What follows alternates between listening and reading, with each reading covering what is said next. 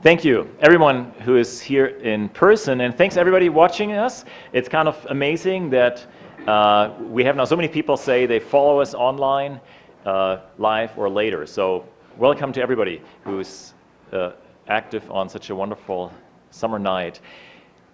Before we start talking about our exciting topic, drones, and what makes them fly safely around here, let's also honor our sponsors. I just want to point out that without our group of sponsors, we would not be able to do what we're doing, like offering this event at a very low cost, including food and, of course, our wonderful live streaming.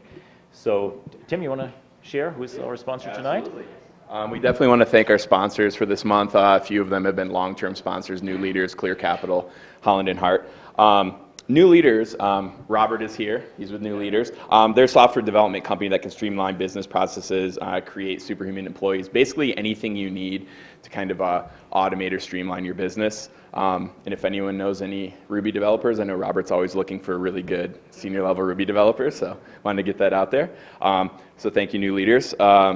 And then Holland & Hart is a solution for custom-tailored, cost-effective legal representation. They have 60 attorneys in Reno, Carson City, and Las Vegas. So for any legal needs, Holland & Hart, for sure. I use them. Many people in this room do as well. And then Clear Capital. Clear Capital, based in Reno and Truckee. They're the leading provider of real estate valuations, data, analytics, and technology solutions for mortgage lenders and services. So thank you, Clear Capital. And Code Tahoe. Code Tahoe is a new coding academy, boot camp in Incline Village, offering a 6-week intro program and a 12-week immersive full-stack Ruby curriculum. So, take a class and then go to Robert. We'll see. And so thank you. And then the community partners, I don't want to forget the Truckee Chamber of Commerce. Members here get the member rate for any Truckee Chamber of Commerce event. So I want to make sure to point that out. And thank you, Truckee Tahoe Community Television. And Use Pay It. So Use Pay It is the application we're using to collect money up front. So we want to thank our community partners as well. If anyone's interested in sponsorship, please talk to me at any time after this. This is what kind of keeps us running. It doesn't kind of, it does keep us running. We don't really charge, we don't have member fees per year like a lot of other, we want to keep it low cost, keep people coming. So our sponsors really keep it going, so thank you, sincerely. Yeah, so to echo that, if you sponsor it, it may not necessarily bring a ton of business to you directly, but you're helping the tech community locally, which I think is a great thing to support. And now I'm very glad to introduce Dr. Richard Kelley here, talking about the exciting topic of drones, very specifically how to safely include all those many drones that are about to start flying around into the US airspace. And Richard is a local, so he got his PhD at the University of Nevada, Reno. He is computer science and engineering graduate, and is currently working as an engineer in, and now this is 6 words, in the Nevada Advanced Autonomous System Innovation Center. And I had to practice a bit to get this together. So this is all very exciting. And I was wondering, like, why am I excited about tonight? And here are the top 3 reasons. Number 1, drones are cool to begin with. We all know that drones is one of those big things to start, and a whole new set of applications coming, new businesses coming, and new challenges coming. Number 2, personally, for me, I studied automation and control and systems engineering initially, and up to my master level degree before I switched to the business world of things. And so I'm very excited about this technology and see those things come out.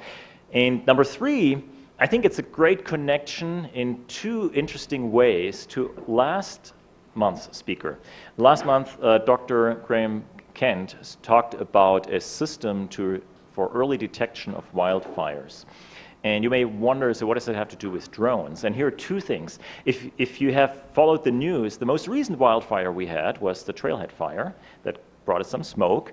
And at some point, the operations, firefighting operations in the air had to stop because of drones flying around and posing a danger to the fighters and into the flight operations. So here we already are talking about drones.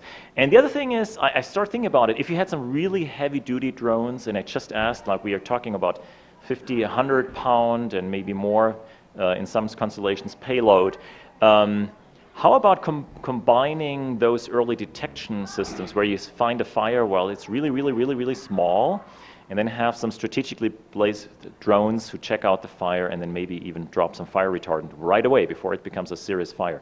So drones can do a lot and connect to a lot of topics, and so I'm very excited to hear more and learn about this. Thank you for coming. Yeah, well, thank you for having me. Before I dive into the technical side of things, just two quick thoughts. First off, you live in a beautiful part of the world. Driving up here from Reno, it hit me again. I came up on Saturday for the air show, which was a blast. So just first off, that's amazing. But I think even more amazing is the turnout tonight. I've been to lots of meetups in Reno and then some in bigger cities like Seattle that don't have this kind of turnout at all. So this is phenomenal. I would not have guessed in a million years that this would happen in Truckee. So this is very cool. I'm sure there are lessons that we can learn in Reno from you. So my name's Richard. I'm the chief engineer at NASIC. We just go with NASIC because it is more than a mouthful, the Nevada Advanced Autonomous Systems Innovation Center. We are a project at the University of Nevada, Reno. So we were created in the College of Engineering, and we're sponsored by the state of Nevada by the Knowledge Fund, which is a fund dedicated to providing money for the educational institutions in Nevada to do cutting-edge research of all different kinds. So I'll start by talking a little bit about what we do at NASIC. But if you have questions of any kind about drones or robotics, just stop me and ask. The more that this is a dialogue, I think the more fun we'll have. So about us, NASIC is located actually not on campus at UNR. We are located at the Innovation Center, which is a new building downtown across from the Discovery Museum. So we are a part of the College of Engineering, but we spend most of our time away from it. The purpose of this building is really to challenge the very widely held and until recently pretty accurate belief that UNR did a terrible job of reaching out and connecting with the community. And so a lot of people have said that for a long time. It's not entirely accurate, but to really crush that misperception, we set up this building, and the goal is really to bring the university to the community and to the business community in particular. So we have a lot of startups that are based out of this building now. We have a makerspace in the basement that has over a dozen 3D printers, a machine shop, some electronics equipment for prototyping and development. There are a number of larger companies that also have some office space there, and we live on the third floor. So the center, and the details of this don't actually matter very much. The big picture, though, is I think really interesting. Universities in general are very focused on research and development and have been for hundreds of years. The concept behind our center, though, is slightly different because we are tasked not just with R&D, but also with tech transfer, commercialization, and industry partnerships. So I've written plenty of papers that no one has ever read and no one will read. That's not true. There may be a dozen readers ever. And that's fun. I could do that day in and day out, but it's actually a little more gratifying to work on projects that see the light of day, that are put out into the world and are able to benefit people. So what we do, and what our mission is from the governor's office, is to work with the private sector, to partner with companies, small and large, and figure out how to either tackle R&D problems that they have, or take technology that is on the edge of being ready and help push it over that edge, and then also to connect our faculty and students to these companies. So we have undergraduates and graduate students who are interns who will work with us on projects and then go work for companies, either small startups like Flirty, the drone delivery company, or much larger companies like In Situ, which is a subsidiary of Boeing.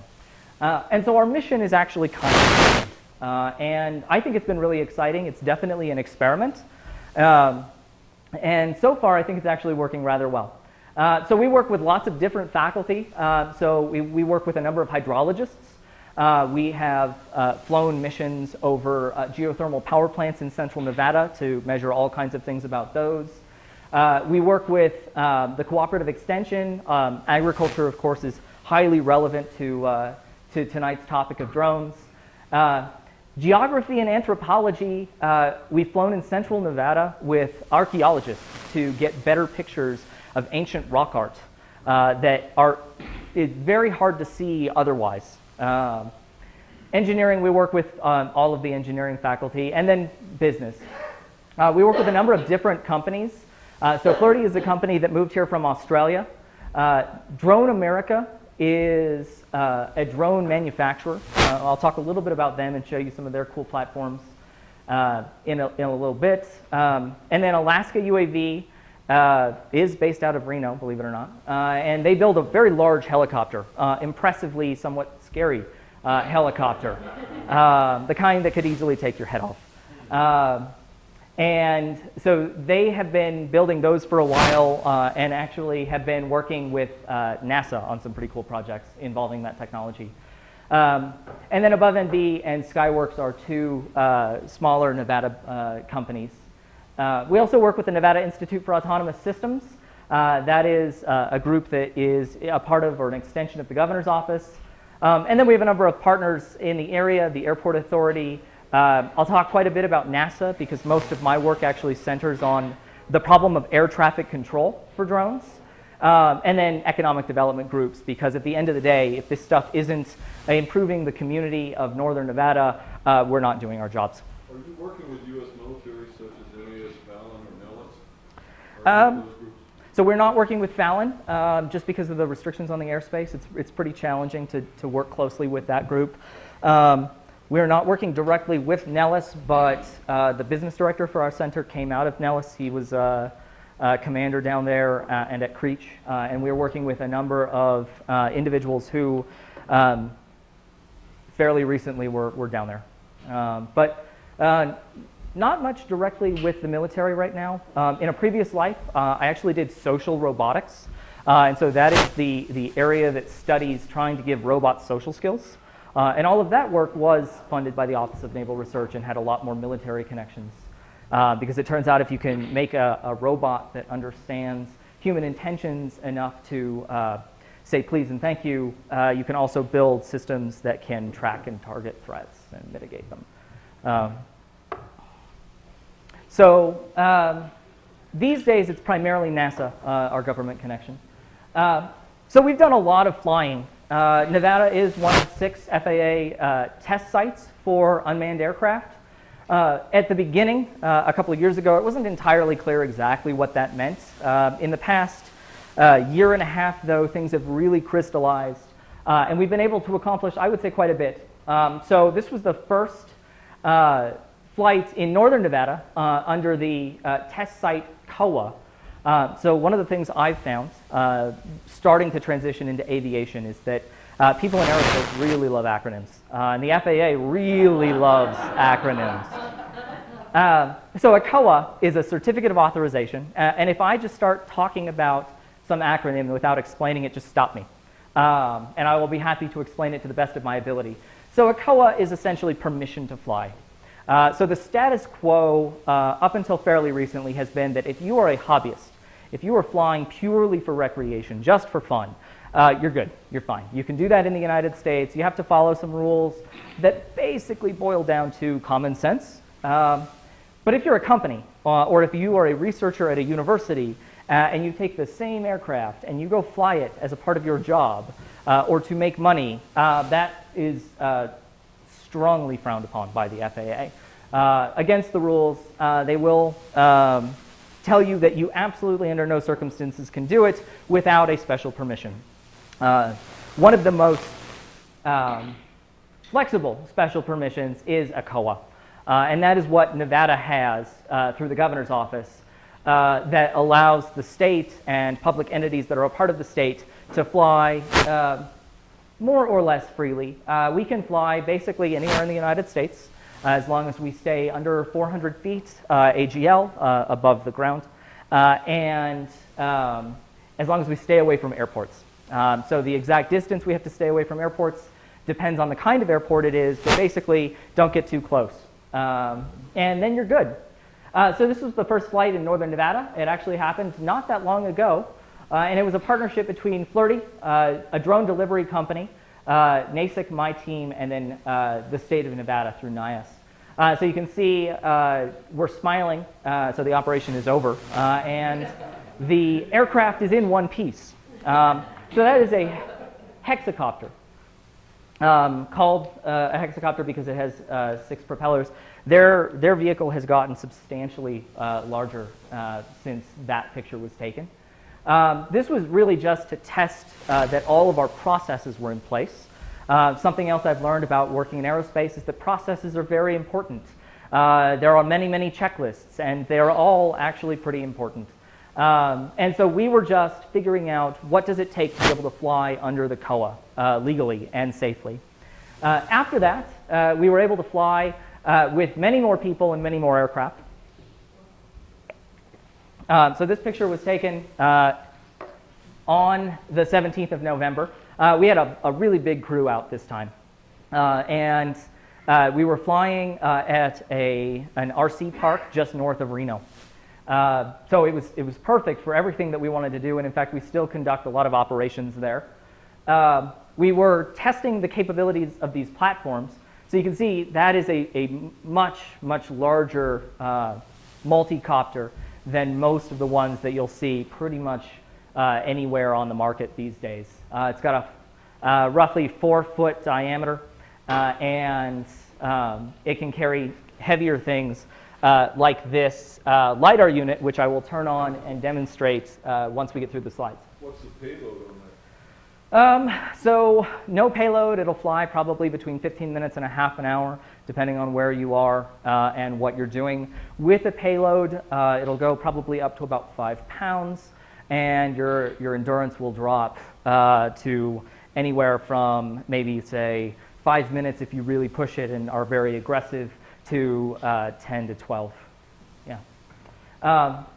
But that is probably one of the more capable multi-copters that you can get, and it does not hurt that it's made by someone who, or a company that is just down the street from the Reno-Tahoe Airport.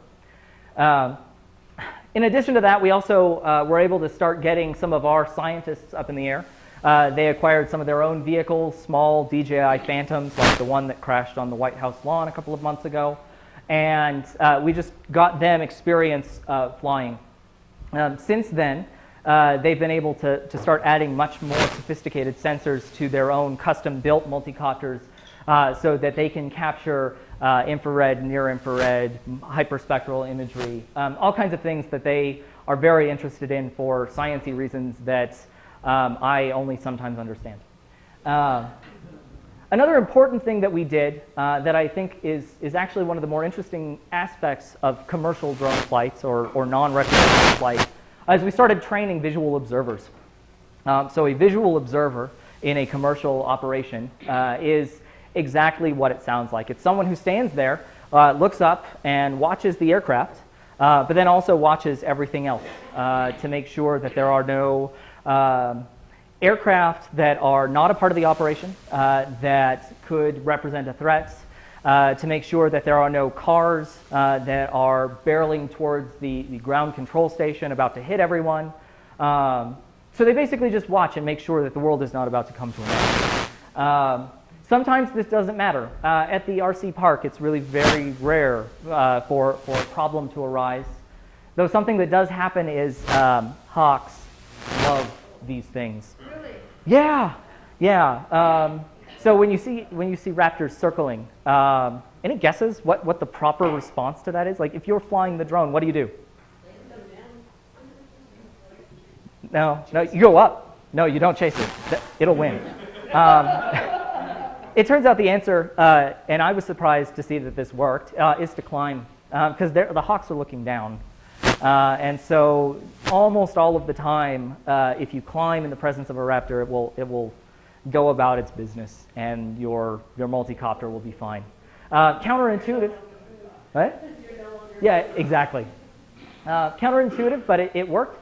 At other places we've flown, we have had other issues. So last fall, we flew with NASA at a place called Crow's Landing Airport. It's in Central California.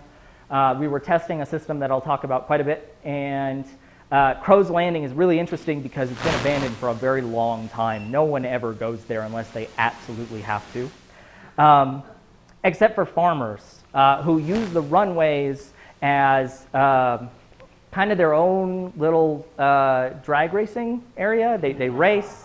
They use it as a shortcut. They do all kinds of things in trucks that I didn't think trucks could do. And so we regularly had to stop operations because there was a pickup truck driving at us at well over 100 miles an hour.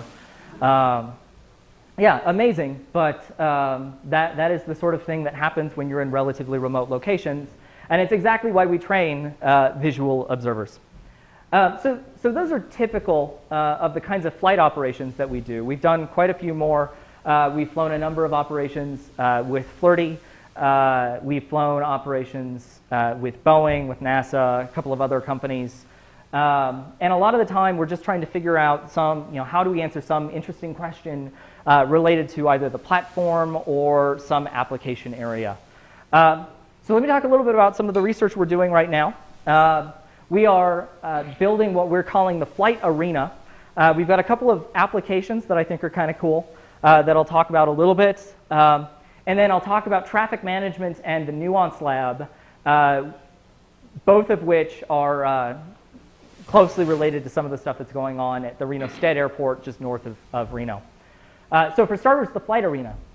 It turns out that programming a drone to fly correctly is hard. It's extraordinarily hard. Everything's moving very quickly. There are lots of sharp pieces. If anything goes wrong and your students don't get out of the way fast enough, they go to the hospital. We haven't had that happen yet, but it's always in the back of my head, especially with the undergrads or the high school interns. And so this is obviously not a new problem. It's been around as long as quadcopters have. And a lot of places have adopted the solution of building custom arenas in which these things can fly safely that are instrumented in such a way that you can see what's going on all the time. So this is a picture from Switzerland at ETH. It's their autonomous systems arena. And you can see a couple of things that are kind of cool. So first off, you've got 4 drones moving very quickly. But then you also have netting. On the ground, those are actually just mattresses. And then you can kind of see it. There's a flash there, which I think is a camera. And then up here at the top, there are a number of high-speed motion capture cameras. So a system like this doesn't just keep the drones safely enclosed away from the researchers who are either in that cage or are out on the other side of the glass. It also allows you to know with sub-millimeter accuracy where your drone is in space and sub-degree accuracy how it's tilted, over 100 times a second. So when you have that kind of ability to measure, you know exactly how well you're doing when you are programming one of these systems. And so a capability like this allows us to really push the envelope to build systems that can fly more aerobatically, more aggressively, that can stop on a dime without hurting ourselves. So we are in the process of building a space very much like this at UNR, and it'll probably be done in about a month or 2. So it's going to be quite large. We took an old high bay and have converted it. And so we'll start testing with this system as soon as we can turn the lights on. And so this is something that our electrical engineers and our mechanical engineers and our computer scientists are really excited about because it lets us do things, develop algorithms that are very hard to develop without this kind of technology for agile flight. And then for other things that are maybe a little weird that you might not immediately think of when you think of drones. So for example, something that we're looking at, or that a lot of people are looking at, is putting an arm, a robot arm, on a drone and having it pick things up. So if you go into a disaster area, it's nice to be able to see what's happening in the collapsed building, but if you can actually pick stuff up and move it, that's even better. Drones are hard. That problem is infinitely harder. And so you need a space like this to really figure out some of the challenging mathematics and physics that would enable a system like that to actually work. So this is something that we're working on that will hopefully be available for the world to see by the next one of these. Yeah, fingers crossed, right? Out in the world, this is our business director, Warren Rapp, Lieutenant Colonel Rapp. Any guesses where this is?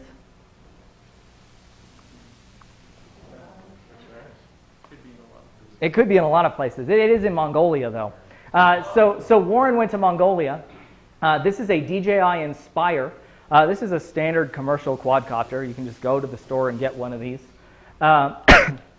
And it has a very nice camera on the bottom of it.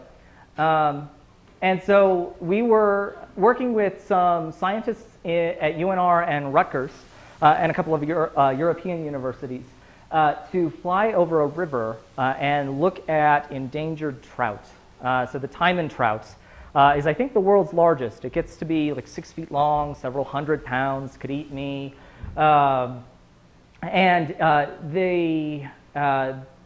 The government is looking at building a dam that will fill this entire valley. And so researchers are trying to understand as much as they can about the behavior and the environment of these fish before that dam is created and this whole area is destroyed. So the fish have been tagged, and you can get in a boat and try to get close to them and get information off of those tags, or you can fly a drone. You can watch them, look at them, and put equipment on this that will allow you to collect the same data without having to stand in the boat and cross your fingers. So this is, I think, a relatively straightforward application of the technology. This is something that we didn't really heavily modify this.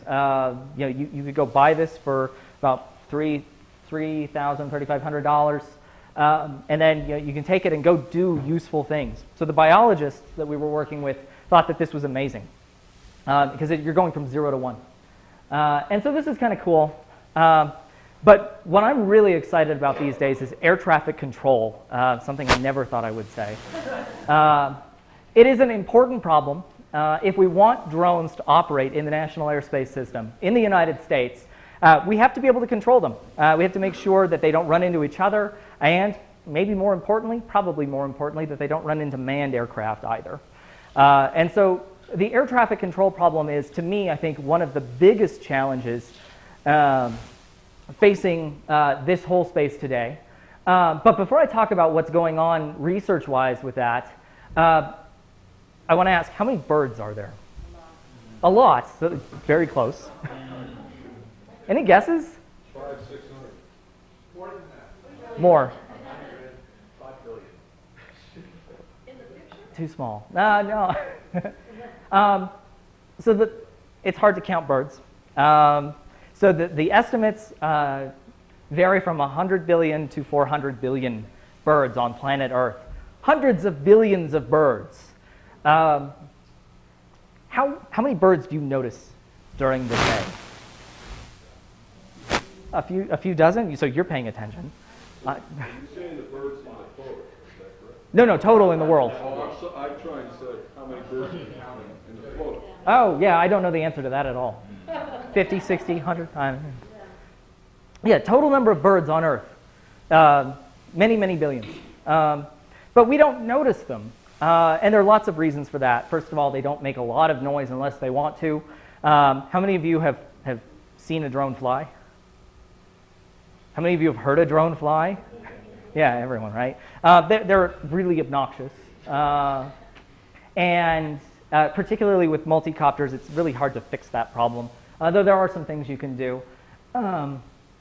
But I think the goal, a reasonable goal to aim for, maybe not in the next year or two, but in the next several, is to create an airspace system in which you have many, many more drones in the sky than we have now. Let's say 1,000 times more aircraft than we have now in the air.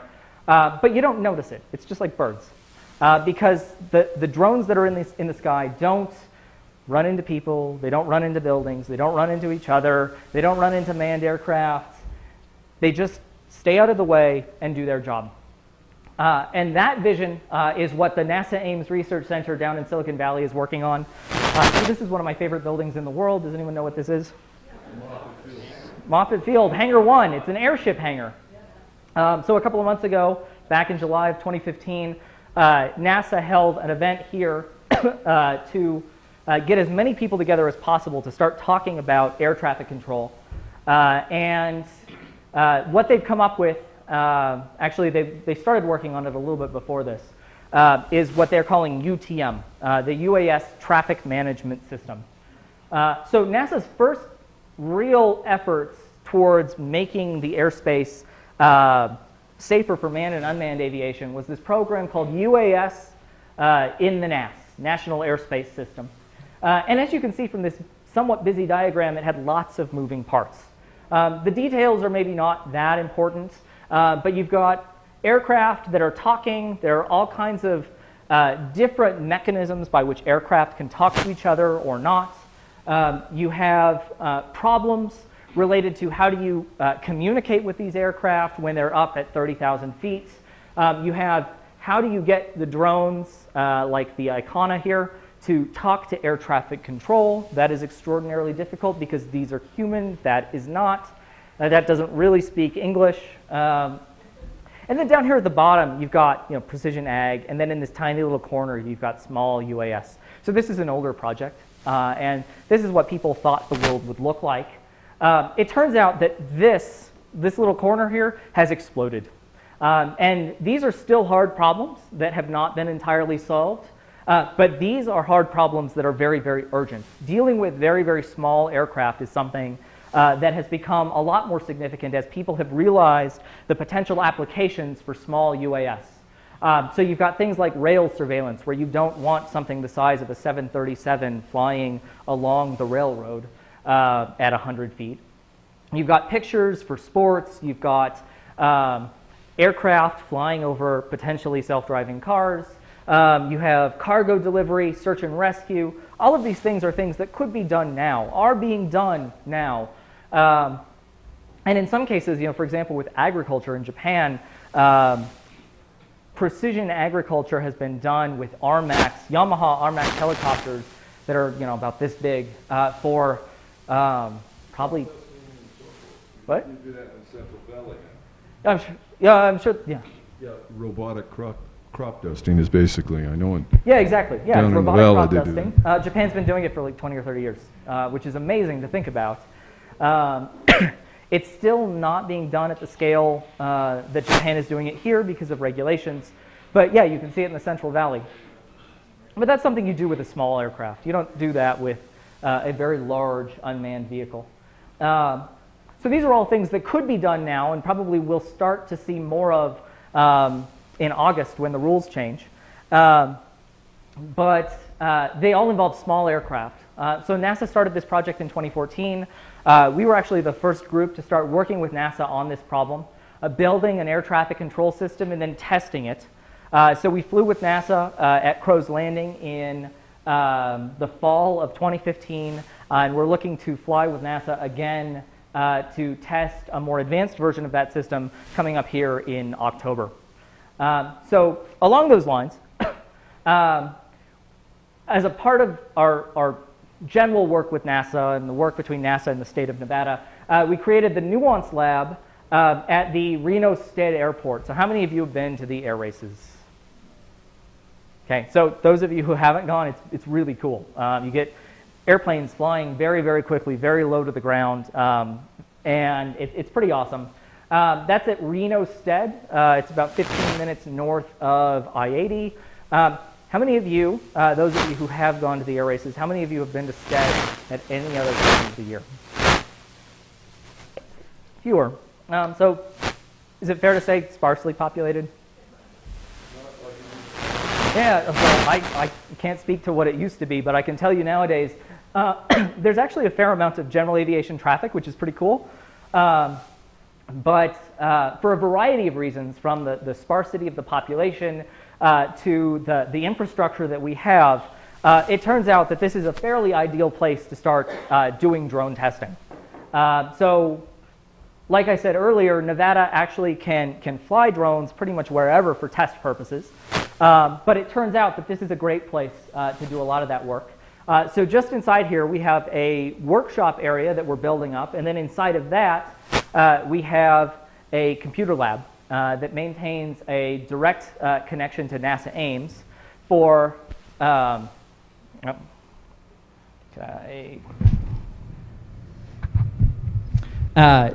NASA Ames for studying airspace management. So what's cool about this space is that it's what's called a live virtual constructive environment. And so we can fly aircraft out on the range at the same time that we are simulating aircraft, and those aircraft can interact with each other. And so we've got essentially virtual reality or augmented reality for our drones, which allows us to do things that we probably would not do with just live vehicles. So we can simulate, yeah? How can you be flying? I thought you had to stay 5 miles away from the airport. So, a couple of answers. STED is interesting because it's in what we call Class G airspace, which means that it is basically unregulated. So that's part of the answer, but more importantly, we had to get a special COA. There was a paperwork process that is still ongoing as we want to modify the COA to do more challenging things. So COAs typically limit you to 400 feet AGL. We have recently been able to get it modified so that we can fly up to 700 feet, which is approaching the altitude where you start to see manned aircraft getting ready to land, which is bad, but also good in the sense that as long as we have safety procedures in place, we can do testing. You know, how do you deal with you've got a manned aircraft coming in on approach, and you've got an unmanned aircraft. You know, what do you do? And that's actually something that we're spending quite a bit of time working on. So yeah, basically paperwork is the answer. Yeah. We got a question from the other room. It's related to an earlier slide, but I think it relates to this one also. But do the test arenas have the ability to simulate weather conditions like wind or different temperatures? So the indoor arena does have a very large fan that can be entertaining to fly through, but that I would not call that simulated or even responsible. So really the answer is no. The kinds of things we would study for in an indoor arena are really basic control problems. How do you keep the vehicle in the air? Now, when you get outside, yeah, absolutely. I mean, you get weather. We were flying out at Stead 2 weeks ago, and our tents were destroyed by dust devils, which I didn't even know was a thing at Stead until they were literally lifting the tents off the ground and throwing them dozens of feet. So yeah, you get weather. The limitations of the vehicles are such that we don't really fly in really interesting weather. So we would not fly in heavy winds, where heavy is defined as to be, say, anywhere from 20 to 30 knots, miles per hour. We don't typically fly in the rain, which is fine because in Nevada we don't get a lot of that. So yeah, we can do some things in the weather, but we don't typically. Are your drones, maybe, let's use the line, just a message that we don't hear. My question for you is, like, I'm a little more familiar with a company like AVAV, and in real testing, and I think you guys are kind of a beta test area, from what I was reading in, like, the Wall Street Journal. One of the things I was asking you, are you using cell towers and like a 4G or a 5G technology? Because, as you know, you guys go behind a mountain or behind a building. In other words, the real world environment. Is that, am I thinking along the same idea? Is that where you're going with this? Yeah, so actually that is one of the big challenges that NASA is working on with its Build 2 that will be tested in October. And it's kind of an open question right now how to deal with beyond visual line of sight. So not even to the level of dealing with radio comms, but just what happens when you can't see the drone. Right now, one of the legal restrictions in the United States is that if you can't see it, you can't be flying it, which really limits you because when you've got a multi-copter, even as big as our octocopter, that gets up to about 100 feet. It starts to be challenging to see. If it gets up to 300, you probably will not see it very well.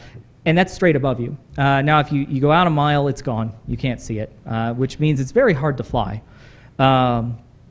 So right now, lots of organizations are looking at how do you do beyond visual line of sight, and then how do you do beyond radio line of sight for the communications is I think going to be extraordinarily challenging. That's what I was wondering with Qualcomm, because I think that was the one they were using. Yeah, so cellular communications is a really reasonable way to go if there are cell towers. There are some problems with that. Right now, actually, almost a lot of the drone communications happen on 2.4 gigahertz, so Wi-Fi. If you get enough Wi-Fi routers around a drone, it will do weird things, and it's bad. It's usually pretty bad. Yeah, I think 5G when it's real will be phenomenal. Well, yeah, I mean when it's widely deployed, let's say, that will be wonderful. But until then, it'll be a patchwork of ad hoc solutions that. From what I'm picking up from you is you guys are not doing the radio comms. Long distance radio comms, not really. In other words, you're not doing cell tower communication back and forth between your drones yet. So, well, I mean, we are. We have to a limited extent. I did a test flight with NASA a while back that we did a little bit of that, but it's not our focus. Yeah. So how are you guys going to deal with the KP index or the K index? Sorry? How are you going to deal with the KP index or the K index with the magnetic disturbance in our Earth atmosphere and dealing with these drones in the airspace? That is a great question, and I have no idea. Something that we're seeing a lot of is that the level of redundancy in our systems is just not there, and it has led to a lot of problems that really will, I think, prevent the systems from being widely deployed for beyond line of sight communications.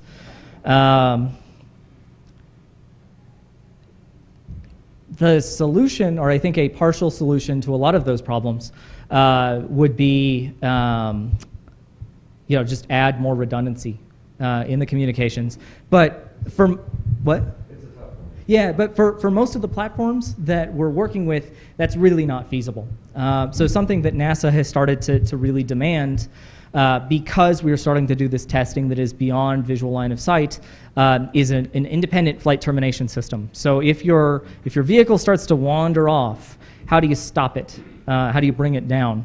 And I think the ideal answer is you hit a big red button and it comes out of the sky. So that's obviously not something you can deploy commercially, but for test purposes, it's essential. But most drones don't have that. But yeah, I don't think that there is an easy answer. There probably is an expensive answer though. I'm sure we'll see. There are a few drones with fly home operations, and I've seen them, but there's a host of problems if there's something between you and it. Yes, yeah, that is a substantial problem. I'll talk a little bit about that. That's detect and avoid. And then there's also just the software has not been written robustly enough that it will do a sensible thing in all cases when you lose comms. So maybe the ideal answer is you have enough intelligence on board the vehicle that it doesn't need the radio, just like a pilot doesn't necessarily need radio. But that's hard. Yeah. So just a comment from the other room. Some people are having trouble hearing the question, so if you could either wait for the microphone or repeat back the question. Yeah, I'll try to repeat. Yeah. Other questions before we? Yeah. I assume all of these copters are GPS equipped and can do waypoints and things like that? Because Yeah. you're talking about being autonomous. And, Almost all of them. Okay. Yeah. You don't have to have GPS, but if you want to do waypoint following, you do need it. One of our researchers at UNR is actually working on navigation in GPS-denied environments. So that's entirely based on vision and inertial cues. So that is possible, but that's still research. Yeah. Other questions? Shall we keep going? Cool. So the NUANCE lab is a facility dedicated to doing this kind of testing. I had to throw this in. So the governor did the grand opening, which was kind of cool. What's really neat, though, is actually that the team that is building this lab and operating this lab consists of a number of partners. So this is, I think, our best example of the public-private partnership concept I was talking about. So you have NASA, and then the university, several small companies, the governor's office, and then the airport authority. And really all of these groups were necessary to make this space possible. And the payoff to the construction of the space was that we did successfully conduct the most complicated drone air traffic control test in the history of the US. All 6 test sites did this. We were flying, that's a 3D robotic solo. We had 2 of those. And then 2 much bigger aircraft about a mile north of the tower. And at the same time, the other 5 FAA test sites were flying 4 vehicles. So there were 24 aircraft flying simultaneously from Alaska to New York, all communicating with this air traffic control system, which is, I think, interesting on 2 levels. So first, most complex drone traffic management test ever. That's kind of cool. But then the reality is we were flying 24 quadcopters simultaneously. It's profoundly disappointing that this far into the 21st century, this is the most complex test that has been done. So that, I think, should give you a sense of really where we are in this process. Going from 24 to many, many, many millions is definitely going to be a process. So looking ahead, there are a couple of projects I want to share just because they're really exciting and they're kind of near term. So how many of you remember this in the news 6 months ago? Yeah, catastrophe, right? So this happened in Colorado, but this river flows down south, and it's kind of a disaster. Not kind of, it was a terrible disaster. So this whole area has a number of environmental challenges facing it, particularly in Arizona and New Mexico, in the northeast corner of Arizona. There are a number of abandoned mines for gold and uranium, actually, that have just been left to sit there for decades. And the EPA is currently in the process of getting them cleaned up. And so we're working with them and with some contractors down in the Bay Area to fly over this area, build fairly accurate 3D models of the space to help them plan the remediation effort. So that's kind of exciting. In the fall, we are, and this is the only picture I could find, we are doing a civilian-oriented course with In Situ, which is a subsidiary of Boeing, to work with their ground control station, which is now called iNexa Control. So this is coming out any day now for the general public. It is a ground control station. So it's a program you run on your computer that will allow you to control the drone remotely. It has a number of very cool features. Unlike a lot of the open source solutions for ground control stations, this one doesn't crash or hang or lock up or break your serial connections. But then this also allows you to control multiple drones simultaneously. So there are all kinds of things you can do with this system that are pretty exciting for drone pilots anyway. So we're teaching a class dedicated to planning missions centered on this in partnership with Boeing.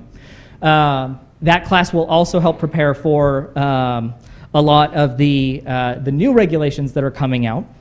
We'll continue to work with Flirty and explore this problem of drone delivery, which I think is one of the more interesting challenges, or at least one of the more science fiction-y challenges related to drones. How do you deliver a package to someone's doorstep?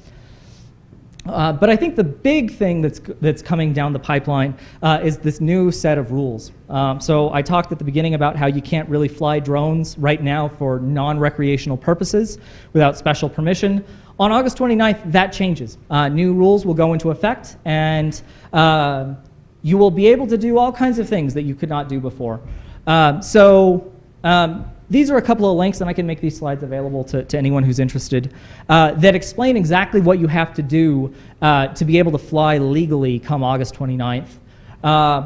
Basically, it's encapsulated in the idea that there's going to be a drone certification process now, or a drone operator certification.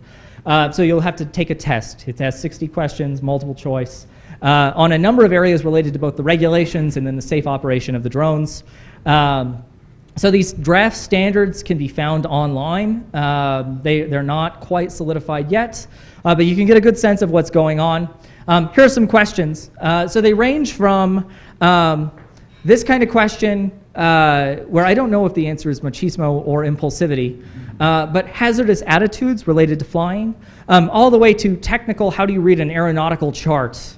And for those of you who haven't ever read an aeronautical chart, I hadn't until I started getting into drones. This is what they look like.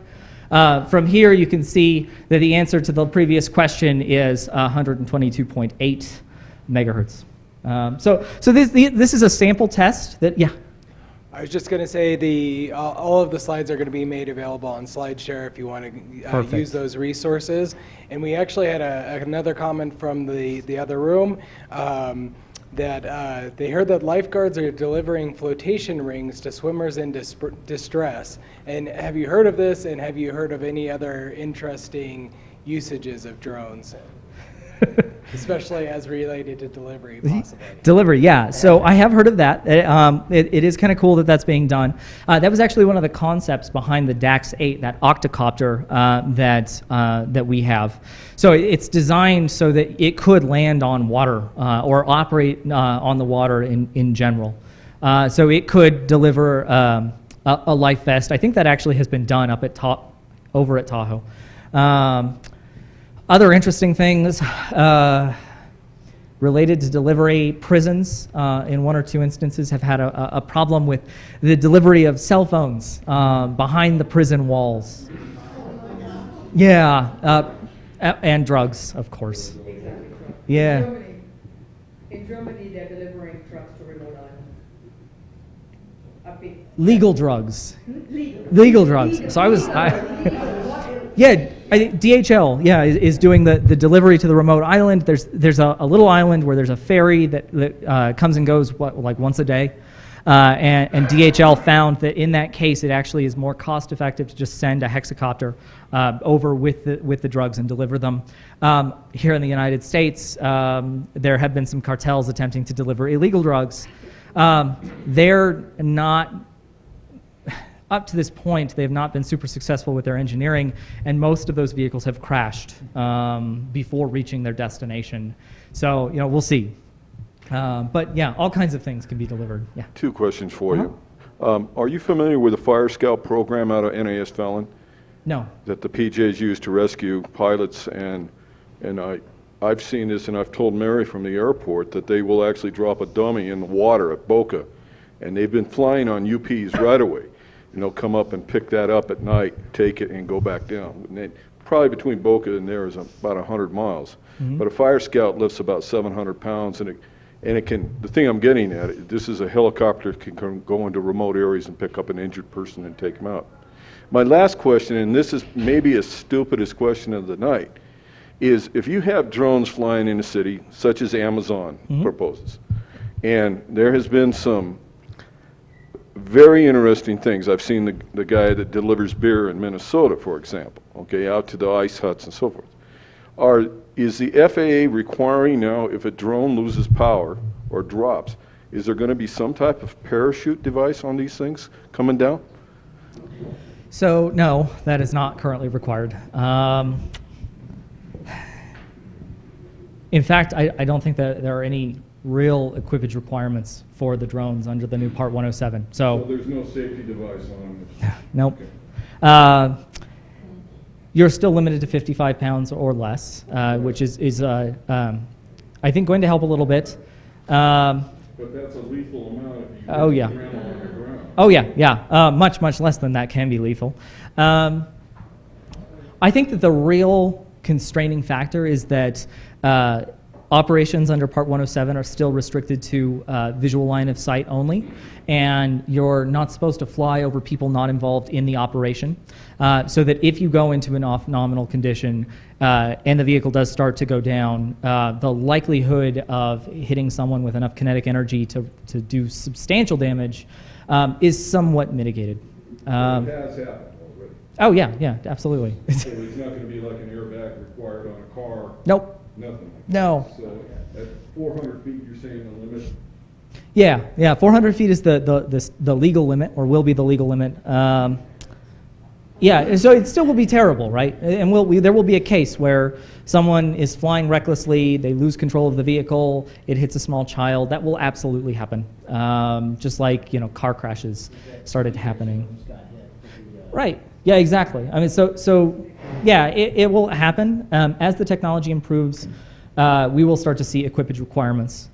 So even simpler than a parachute, because a parachute can be really hard to pull off. Having some kind of transponder that allows the drone to know what is in the air around it is something that you will start to see. Yeah, ADS-B for drones. But it doesn't exist yet, or it isn't widely deployed yet. But it probably should be if you want to integrate these things into the airspace. Yeah. So these are the sorts of things that will get worked out. And in fact, actually, we have a number of what I call grand challenges. Yeah, go ahead. If I may, I wanted to some people in the room that aren't totally familiar with a lot of this. 107 is only for commercial use. That still has no effect on non-commercial use. That's true. And that a lot of these other questions regarding certain situations and things, especially regarding hobby use, are things that the FAA currently doesn't have the authority to regulate. But as situations change, obviously, it's just lagging behind regulation is just lagging behind a lot of the technology right now. Well, you can see where I'm going with this. Oh, I absolutely. mean, he just showed a thing from Panasonic that you can control it. If you can control that thing within a half a mile or 2 miles of a stadium, somebody could go in and drop something. So my concern is even at 400 feet, you can still technically below the radar. Do your copters auto-rotate like some of the old ones? So there is no way it can spin to the ground? So, well, no.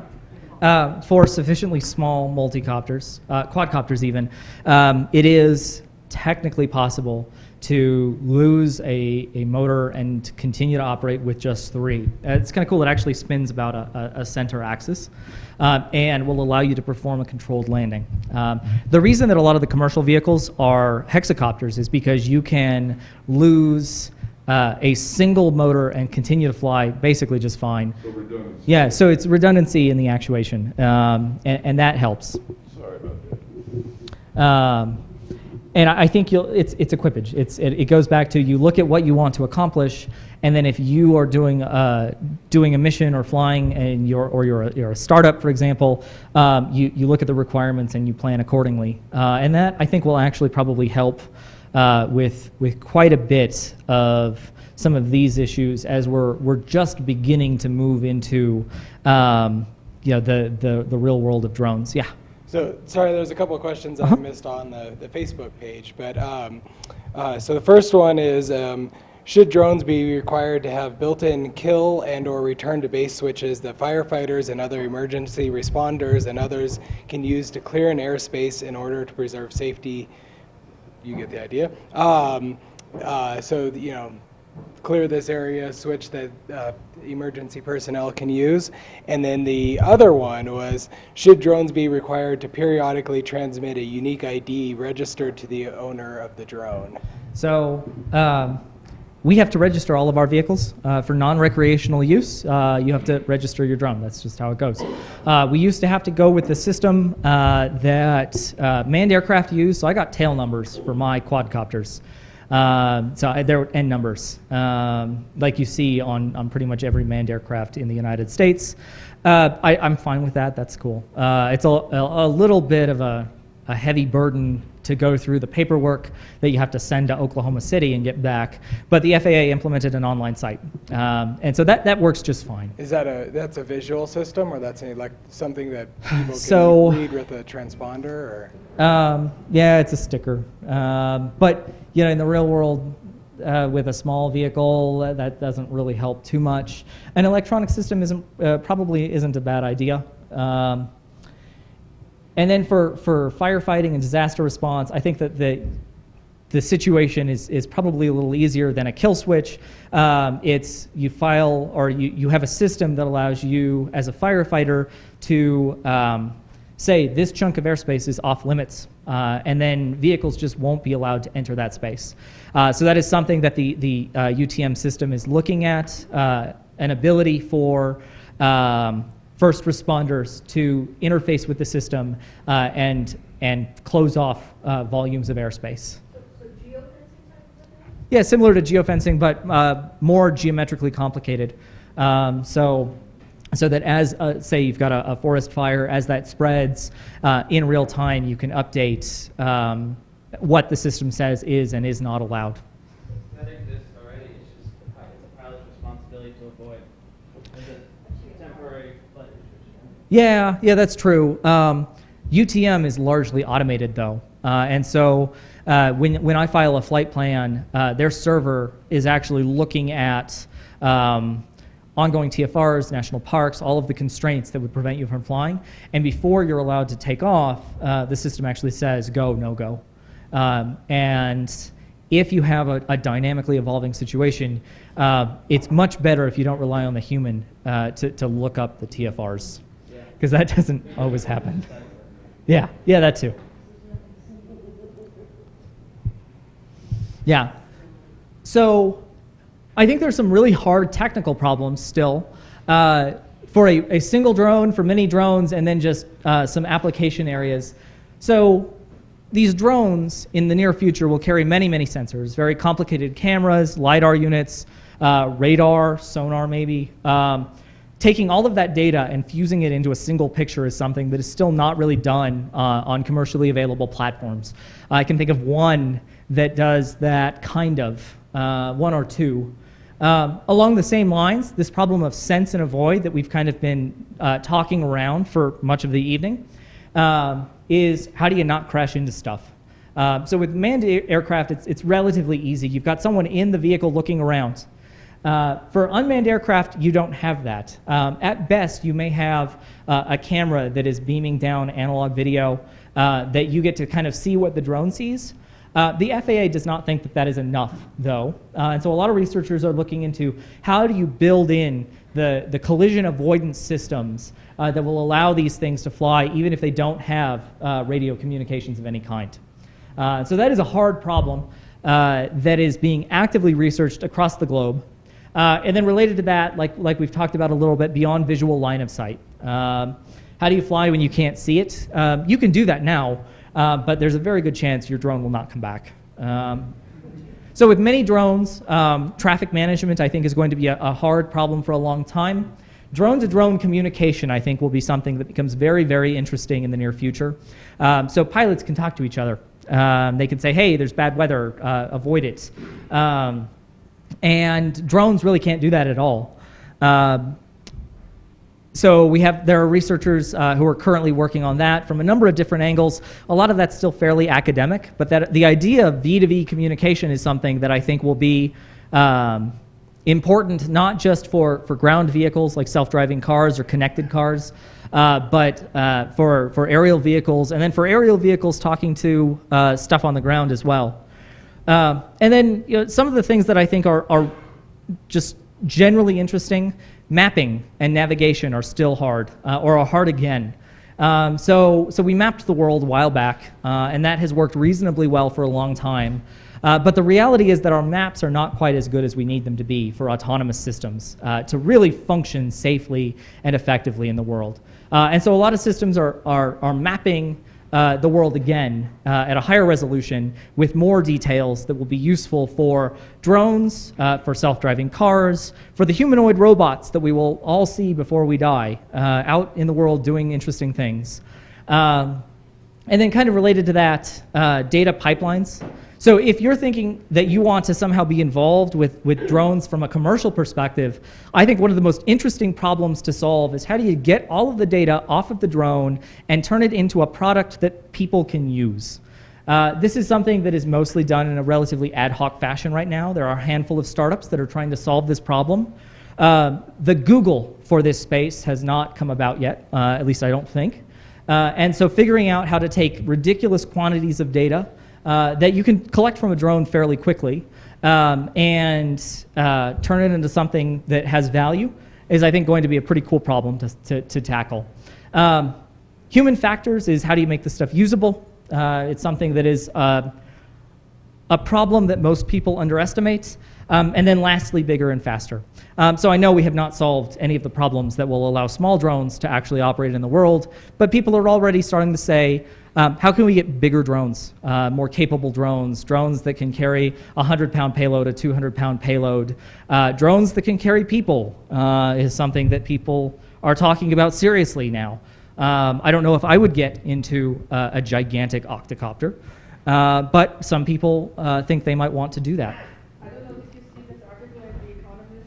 Yeah, I haven't. It's about manned drones and the research that's done and the companies that are already existing in Germany and China and I think here in the US they're starting. Right. Yeah. So it's a great article. Yeah, that's Anybody like a wants it. hexadecacopter or something. It's big. I would be. It would take a lot to get me into one of those.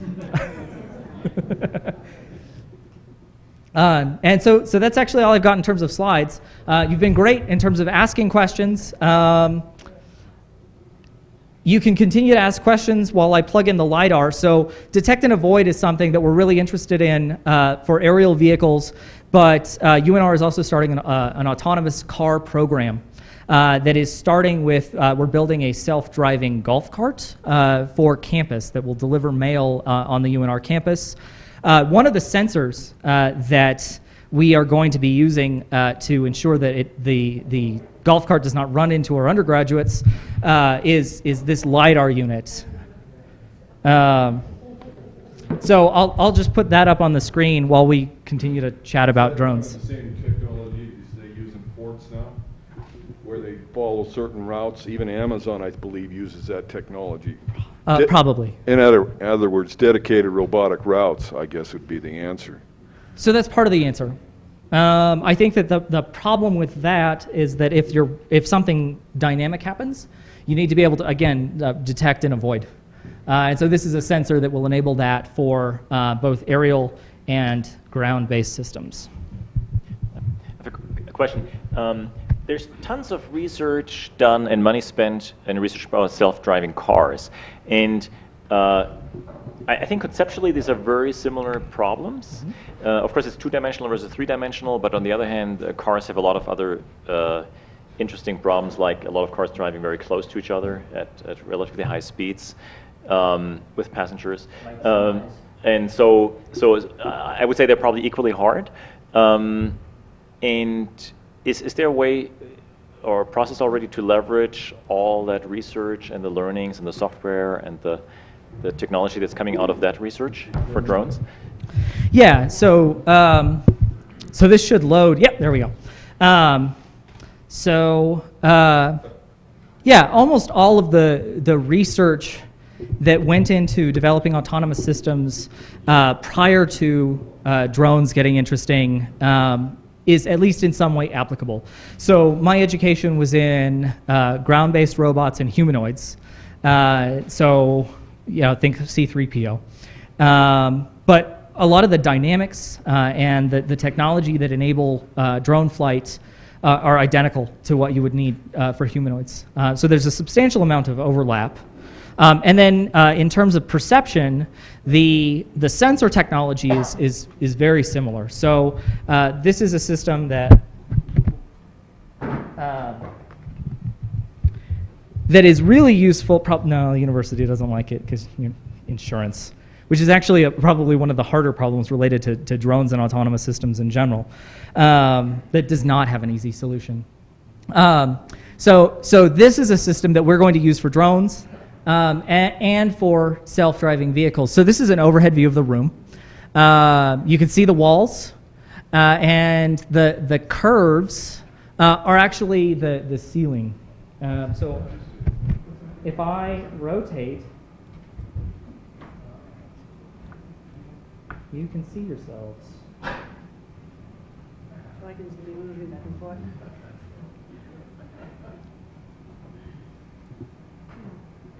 Feel like I'm at a Pink Floyd. So what's cool about this is you don't just get the point cloud. Each of these points is actually fairly accurate distance measurement. So you put this on top of a car, and you know when you're about to hit something. And then hopefully you can do something about it. What's also cool is that technology like this can be used to build very accurate maps.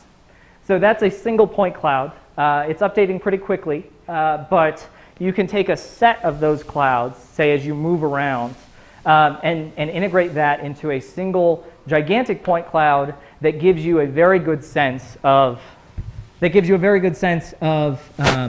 world around you. So if you want to build a drone that has to operate in an urban environment, say, or you want to build a car that drives itself around, step one is build really good maps. Yeah. We've been flying drones for a few years, and some of my pilots, and our biggest fear, and what happens quite often, is they fly away. Yeah, flyaways are bad, and they happen for lots of reasons. You have to climb the highest point to find it. Yeah, and that happens for all kinds of reasons. It depends on the platform. There are a number of solutions. Better software will help. There are the open source flight controllers and the lower end commercial flight controllers will often do stuff like that. The military grade stuff doesn't do it as often. It seems that we've gotten close to some of the repeaters up on the hills for the airport, and that's where we find the greatest occurrence. Yeah. Oh yeah. Yeah. That'll do it. Two comments for you. There were two interesting stories. 4th of July, McDonald's opened the first robotic restaurant in Phoenix, Arizona, which is a major shift in this country. And I wanted your comment that Tesla, this last week, one of their cars, the driver was killed. Yep. I believe he was reading in paper. Now, are you involved with Tesla out in Nevada on any research on this? He was watching Harry Potter and driving very quickly. At least that's what people think. But regardless of what he was doing at the time, the university is involved with Tesla. I think a lot of that is battery research. I don't really know the details. But I think it shows that the technology for autonomy is not at a point where you want to be really hands-off with it now. The term that is being used among researchers in robotics is cobots. So robots that work with people. Yeah, it's super corny, but it does capture the idea that you want robots to work with people rather than replace them. And so if you have a system that is working in partnership with a human, whether it's a drone or it's an industrial robot or it's a safety augmentation system in a vehicle, that is going to be safer and frankly easier to implement. So in Nevada, that has been working with Google, okay? And this was two things. I think Nevada and California. Yep. One of the arguments has been that the Google cars have been in, I think, 4 or 5 accidents in the Bay Area. And the other one is that Nevada, I don't know if Sandoval has signed that yet, to allow them to do autonomous out. Has there been any? So Nevada was actually the first jurisdiction on Earth to allow licensing for self-driving cars. That was in 2011. Right now in Nevada, I don't know what it's like in California, but in Nevada, you need someone in the driver's seat and you need someone in the passenger seat. Usually those are going to be engineers you'd have anyway. But yeah, that testing is ongoing. Google has, I think, their cars have driven over 1 million miles, which is a lot, but it also kind of isn't. So more research needs to be done. It's still an exciting area with lots of hard problems. And I think we'll see the safety technology continue to improve. It's only going to get better. So yeah, that's all. That's all I got.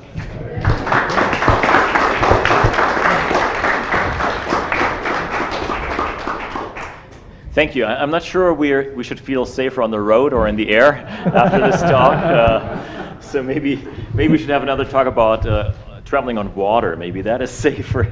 We are working on autonomous boats too. Boats, yes.